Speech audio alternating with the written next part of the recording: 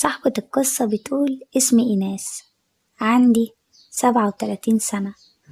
مش ذنبي إن أنا جميلة زيادة عن اللزوم. المفروض إن جمالي ده يكون السبب في إسعادي بقية حياتي، لكن مع الأسف كان العكس تماما.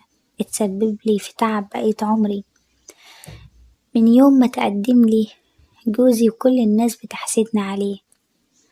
جميل، وسيم، شيك جدا، سنه مناسب ليا، أموره متيسرة، عنده بيته وعنده عربيته وكل حاجة تمام، ومش هيبقى ناقصك أي حاجة.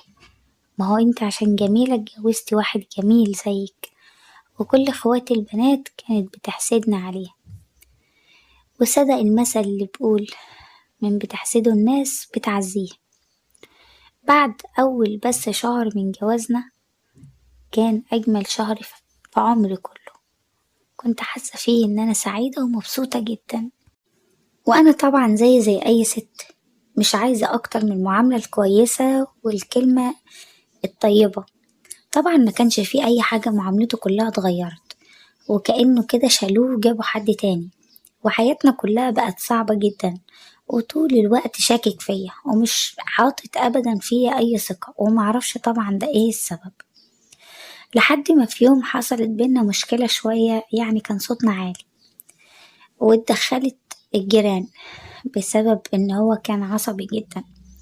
ولما بدأوا إن يتكلموا معاه ويهدوه ويسألوا ايه اللي حصل، ما بقاش عارف أصلا يقول لهم ايه السبب، لأن لو قال لهم السبب اللي كان بيتخانق عليه معايا الناس هتضحك عليه بجد. السبب إن أنا كنت عاملة نوع أكل هو مش بيحبه، وهو ما قاليش هو عايز ياكل ايه. فطبيعي جدا إن كلنا بيبقى في حاجات بنحبها وحاجات لأ، وما كانش الأمر يستدعي أبدا إن يعمل المشكلة دي ويسمع بينا الناس بالشكل ده. ولكن عديت الأمور وقلت يمكن عصبي بسبب مشاكل الشغل ومشاكل اللي دايما فيها، وبرضه التمست ليه العذر. لكن مع الأسف استمر الموضوع بنفس الطريقة، بل بالعكس كان بيزيد كمان. وقفت على الطلاق وقررت إن أنا أتطلق منه.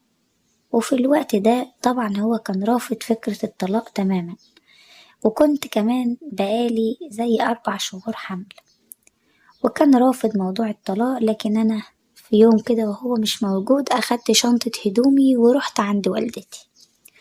ولما سألوني بدأت أحكي لهم على كل حاجة كانت بتحصل، وإن قد إيه إن أنا مش مرتاحة في عيشتي وإن مفيش بينا أي تفاهم. ورحت وقعدت عندهم وخلاص قررت إن أنا انفصل عنه.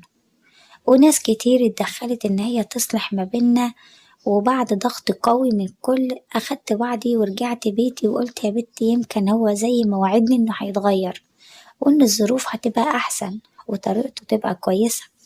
أنا مش عايزة حاجة، ما بسيبش جوزي عشان مثلا عايزة أتجوز حد تاني أو أشوف حياة تانية أو أبدأ حياة تانية. بالعكس أنا سايباه وأنا زعلانة جدا، ومحبش أبدا إن أنا ابني يعني يتولد من غير باباه ما يبقى موجود معانا. ولما رجعت بعد فترة معينة طريقته كلها رجعت زي الأول. ما كنتش طبعا أتوقع منه أبدا طريقته دي، غير إن هو بقى شكاك بطريقة غير طبيعية. وكل ده بسبب إن جارنا بس كان معدي في يوم وأنا كنت برا البيت. كنت معايا شيلة تقيلة وما كانش ينفع إن أنا أشيلها لوحدي، وطبعا طلبت منه إن هو يدخلها لي البيت عشان هي كانت تقيلة جدا وأنا كنت حامل مش هقدر أشيلها. وفي الوقت ده كان هو راجع بالصدفة من الشغل، وهو كان خارج من عندي من البيت. طبعا ما انتظرش أصلا يعرف ايه سبب دخوله ولا أساسا ايه اللي حصل، وبدأ يعمل شوشرة كبيرة جدا والناس اتلمت علينا، وبدأ يحصل منه كلام مش كويس خالص، وطردني يوميها وكمان طلقني. أخدت بعضي ورحت عند أهلي، وبعد طبعا ما فهم سوء التفاهم والناس هم اللي حكوله اللي كانوا شايفين الموقف، ونفس الشخص كمان اللي هو كان بيتكلم معاه بطريقة مش كويسة. فبعد ما اتأكد جه يعتذر وعايزني نرجع، لكن أنا الصراحة قررت إن لا يمكن ومستحيل إن أنا أرجع تاني. طبعا في الوقت ده الحياة عند أهلي مش أحسن حاجة، طبيعتهم الظروف صغيرة أو ضيقة زي ما بيقولوا، وهما صدقوا إن هما خلصوا من البنات وخلفة البنات اللي دايما كده شايلين همهم. لكن ما كانش عندي أي حل تاني، وقررت إن أنا أقعد عندهم. ما استحملتش طبعا، الموضوع كان صعب بطريقة قوية، بالذات إن أنا كملت شهور الحمل بتاعتي. هو كان بيبعت مصاريف الولد في الأول بعد ما ولدت، يعني فضل يبعت المصروف بتاعنا لمدة سنة، وبعد كده بدأ إن هو ما يبعتلناش فلوس أصلا.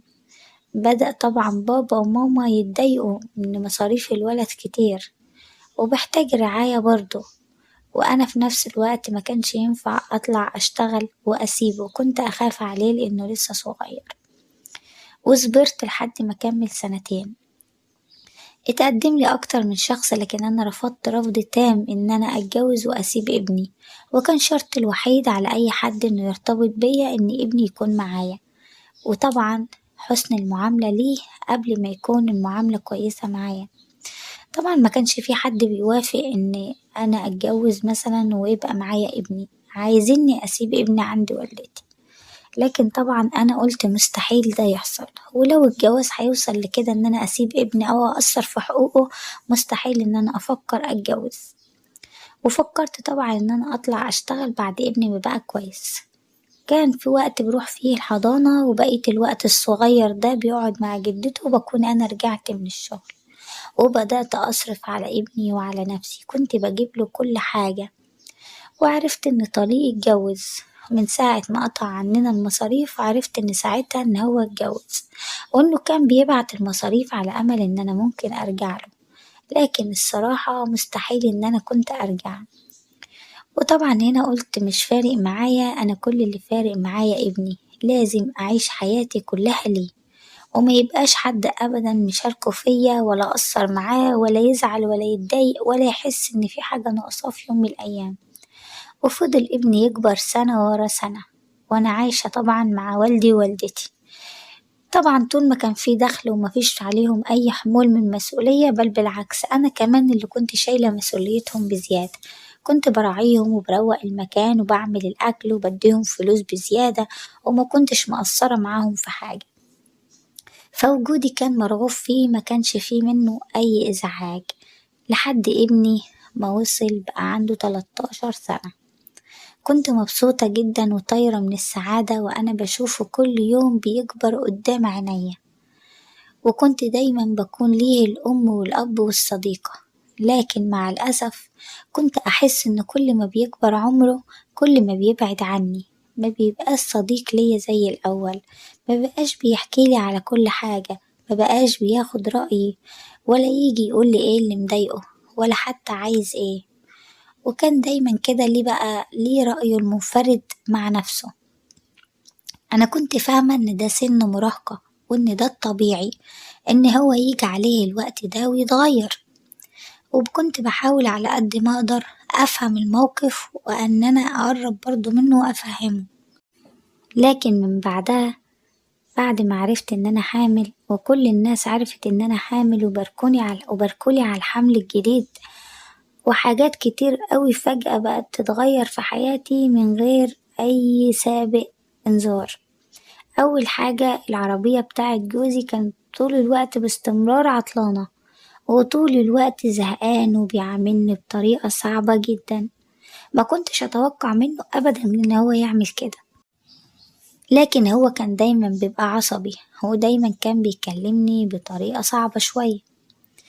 قلت أعدي لحد ما وصل عمره 17 سنة. في الوقت ده كان والدي ووالدتي اتوفوا، بقيت أنا وهو بس اللي عايشين مع بعض. طبعا كل الناس اللي كانت بتيجي تتقدم لي زمان كنت برفض الجواز، وكل الناس عرفت ان انا مش هتجوز وان انا هعيش عشان خاطر ابني. كان بيحب بنت اختي ابني. طبعا بعد ما وصل 17 سنة انا كنت بشتغل برضو، ما كنتش قاعدة لان انا كنت بصرف عليه لانه كان بيتعلم. بنت اختي تقدم لها عريس، وطبعا أختي وجوزها كانوا موافقين عليه وكانوا شايفين إن هو أفضل يعني من ابني. الناس بتحاسبني وبتقولي إن طبعا الست اللي بتفشل في حياتها الزوجية ما بيبقاش ليها أي تقدير أو احترام عند الآخرين، وكانوا شايفين إن أنا يعني عشان ما كملتش في جوازتي إن أنا كده ناقصني شيء. كنت دايما ببقى زعلانة جدا من النقطة دي، لكن كنت بحاول إن أنا أعدي أي شيء يضايقني عشان ابني. لكن المشكلة لما ابني كبر بقيت أحس فيه إن هو متضايق من الكلام ده، ومتضايق طول الوقت من إن أنا مش موجودة مع والده، وإن هو في احتياج أبوه. وعرفت بعدها إن هو راح يزوره أكتر من مرة، لكن باباه ما استقبلوش استقبال كويس بسبب مرات أبوه، ومن بعدها ما بقاش يروح هناك. بس طبعا ابني اتغير تماما في الوقت ده لما بنت أختي وافقوا على العريس بتاعها اللي هي اتخطبت ليه، وابني ما قدرش ياخد الإنسانة اللي كان عايزها. بقى حاطط عندي أنا اللوم والعتاب، إن بسبب إن أنا منجحتش في حياتي مع أبوه إن الناس شايفين إن أنا حاجة قليلة، وإنك أنت السبب بعد كل الصبر والتعب اللي أنا تعبته عشانه. وبدأت الحواجز بينا تزيد كل يوم عن التاني، لحد ما في يوم كان لينا جار كويس جدا، شاب برضو بس يعني هو أزيد منه في العمر حوالي 16 17 سنة، لكن كان عاقل جدا وحكيم في كلامه. بدأت إن أنا أتكلم معاه، وده كان بسبب أخته لما كانت صديقة ليا بتيجي تزورني من وقت للتاني لما بتيجي عندهم زيارة لأنها متجوزة. وبدأ إن هو يتكلم معاه وينصحه. ابني كان متعلق بيه جدا، وكان بيتقبل كلامه وكان بيحبه، وبدأ فعلا إن هو يغير فيه حاجات كتير. وابني بدأ يسمع كلامه، وبدأ إن هو يقرب مني ويكلمني زي ما كنا زمان. وبدأ الولد كمان يتبه لدراسته أكتر، كان حلم حياته يكون مهندس، وأنا كمان نفسي أشوف اليوم ده. فضلت أشتغل، لكن في يوم تعبت شوية، ولما رحت طبعا عشان أطمن على نفسي لقيت نفسي تعبانة جدا ومش هقدر أكمل في الشغل. حكم السن مع مرور السنين مع طبعا المسؤولية مع حاجات كتير جدا، بيجي وقت على البني آدم وبيبقى واجب عليه الراحة خلاص، لأن صحته ما بتقدرش إن هي تكمل في المشقة بتاعة الدنيا. في الوقت ده اتفاجئت بصديقتي دي إن هي جاية بتقولي إن أخوها ده طبعا منفصل عن زوجته من سنين، ومعجب بيكي وعايز يرتبط بيكي ويكمل معاكي بقية حياته. هو كان عنده بنت وأنا كان عندي ولد. قالت لي وتخلي بالكم من بعض، وبعدين انت ما بقيتيش تقدري تشتغلي والشغل تعب عليكي. طبعا هنا اما قعدت وفكرت في كلامها لقيت كلامها منطقي جدا، وبرضه ان انا كده كده محتاجة حد يبقى مسؤول عني، لان خلاص ما بقيتش قادرة اشيل المسؤولية لوحدي. لما ابني عرف اتضايق وزعل ورفض كمان فكرة الجواز. مفيش أي حل تاني غير إن أنا أحاول أصبر لما هو يوافق ويقتنع بنفسه. لكن مرت شهور وابني على نفس الرأي بتاعه، وحتى جارنا ده كان بيحاول إن هو يكلمه ويقرب منه وينصحه، مبقاش بيقعد معاه. بقى طول الوقت من الدراسة للبيت ومن البيت للدراسة، ملوش أي أصدقاء، ما بيتكلمش خالص، وحاطط كل همه في الدراسة والمذاكرة. وأنا فضلت أشتغل يوم ورا يوم، حابة أخد أجازة، حابة أنزل الشغل، لكن المشكلة اللي أنا عارفاها ومتأكدة منها إن أنا كده كده هيجي عليا يوم ومش هقدر إن أنا أكمل في الشغل والتعب ده. فكرت إن أنا طبعا أتجوز وأعمل اللي أنا عايزاه، وما فكرش بقى فيه خالص، لأن أنا فكرت فيه كتير جدا وهو عمره ما فكر ولا ذكر أي حاجة من اللي أنا عملتها عشان، إلا بس بيعاتبني ويحاسبني. فطبعا هنا لما اتجوزت وهو عرف مشي وساب البيت، وعرفت ساعتها إنه قاعد عند واحد صاحبه، وإنه زعل جدا من ارتباطي ده، وإنه ما كانش حابب إن أنا أتجوز. لكن اللي أنا كنت متأكدة منه لحظتها إن ده قرار سليم، وإنه أكيد هيزعل شوية وهيرجع البيت. لكن مرت شهور، وكل ما أسأل عنه ما يرضاش يقابلني، وكل ما أكلمه ما يرضاش يرد عليا. طبعا حياتي بقت أصعب ما كانت بكتير. الشغل بالنسبة لي وابني جنبي كان أهون عليا من إنه يبقى بعيد عني ومبقاش عارفة عنه حاجة. بدأ طبعا جوزي يزعل ويتضايق مني لأنه طول الوقت مشغولة بابني وبدور عليه، ومن ساعتها وأنا مش عارفة أوصله. وبعدها بفترة لما رحت أسأل عليه في الكلية عرفت إن هو مكملش آخر سنة اللي هو كان سايبني فيها، وإن هو طبعا عرفت من صاحبه إن هو سافر. زعلانة جدا من ساعتها، ومش قادرة أسامح نفسي، متضايقة من اللي أنا عملته. لكن صدقوني اللي أنا عملته ده كان غصب عني. ليه؟ عشان أنا مبقتش قادرة خلاص أتحمل الشغل والمسؤولية والتعب، كل الحاجات دي. غير كمان إن أنا جوزي مهتم بيا وبيراعيني وشايل مصروف البيت وشايل المسؤولية. يا ترى أنا اللي عملته ده كان صح ولا غلط؟ ساعات كتير ألوم نفسي إن أنا عملت كده، وساعات كتير لما بكون تعبانة وبلاقيه جنبي ببقى مبسوطة جدا وسعيدة وبقول لأ، ده هو كان الصح. ابني أنا تعبت عليه سنين طويلة عشان إن أنا أبقى مطمنة عليه وأبقى مبسوطة، بس في نفس الوقت كنت أحس إن في شبه كتير جدا من باباه، وإنه طول الوقت ما بيقدرش أبدا الصبر والتعب اللي أنا بتعبه عشانه، ومش مقدر أبدا المسؤولية اللي أنا شايلاها. خفت إن في يوم من الأيام يتجوز ويستقر، وفي نفس الوقت أنا ملاقيش حد جنبي. قلت أكيد إن أنا هحتاج شخص يراعيني. البنت بنت جوزي الصراحة بنت مؤدبة وجميلة جدا، وطول الوقت بتعاملني معاملة كويسة، وبجد بجد أنا مبسوطة بوجودهم معايا، لأن بيريحوني وبيسمعوني وحوالين مني. الوحدة وحشة قوي، وأنا ما بحبش الوحدة خالص. ودلوقتي هو مش راضي يكلمني ولا حتى يسأل عني.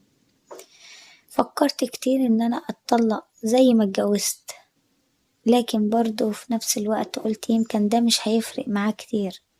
حتى لو أنا عملت كده أكيد إن هو مش هيقدر. وحاولت برضه إن أنا أوصل ليه عن طريق أي حد معرفة، لكن مش عارفة أوصل ليه خالص.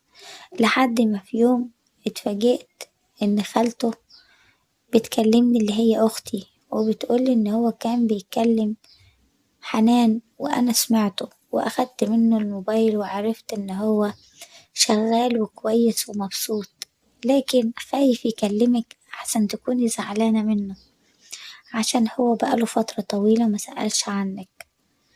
اترجيتها ساعتها وقلتلها أرجوك اديني النمرة، ولما كلمته لقيته كان زعلان جدا. لكن ساعتها بدأ إن هو يقتنع بفكرة الجواز، لكن قالي إن أنا مش هرجع أعيش معاكي تاني. طول ما هو موجود في البيت مش هينفع، لو هو مش موجود هقدر إن أنا أرجع وأجي أستقر وأعيش، لكن مادام جوزك موجود فأنا مش هينفع أرجع تاني عندك. فأنا دلوقتي في موقف حيرة بين ابني وجوزي، قولولي ممكن أعمل إيه وإيه الصح؟ محتاجة رأيكم.